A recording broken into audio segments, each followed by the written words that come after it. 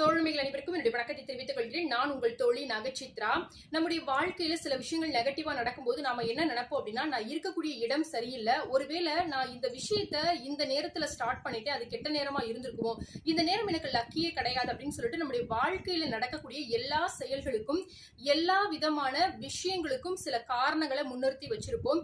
So இந்த ஒரு behaviour உங்களுக்கு இருக்கு, இல்ல உங்க ஃப்ரெண்ட்ஸ்ல யாராவது இப்படி இருக்காங்க அப்படின்னா இந்த ஒரு வீடியோவை ஃபுல்லா பார்க்க மறக்காதீங்க.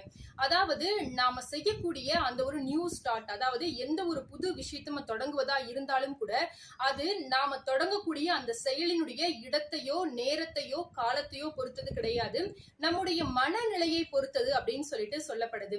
ஏன்னா நம்முடைய மனநிலை பாசிட்டிவ் தாட்டோட, நாம நேர்மறையா தான் நடக்கும் அப்படின்ற ஒரு எண்ணத்தோட ஒரு தவறான முடியக்கூடிய செயலை கூட நம்ம தொடங்கணும் அப்படின்னா அது நிச்சயமாகவே நல்ல முறையில முடிப்பதற்கான நிறைய விதமான சாத்தியக்கூறுகள் உண்டு அப்படின்னு சொல்லப்படுது. அதே நேரத்துல ஒரு விஷயம் ரொம்ப கரெக்டா வரும் அப்படின்னு நம்ம நம்பிக்கையோட இருப்போம். ஒருவேளை இது தப்பா நடந்துட்டா என்ன பண்றது அப்படின்ற ஒரு சின்ன தாட்டு கூட அந்த விஷயம் நெகட்டிவா, அதாவது எதிர்மறையா முடிவதற்கான எல்லா விதமான சாத்தியக்கூறுகளையும் கொண்டு வந்து நிறுத்திடும் அப்படின்னு சொல்றாங்க.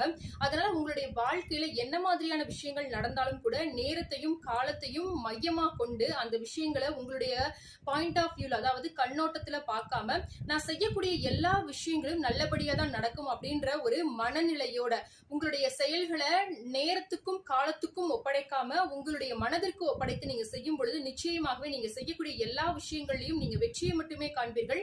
இந்த ஒரு வீடியோ உங்களுக்கு யூஸ்ஃபுல்லா இருந்தது அப்படின்னா உங்க ஃப்ரெண்ட்ஸ் அண்ட் ஃபேமிலிஸ்க்கும்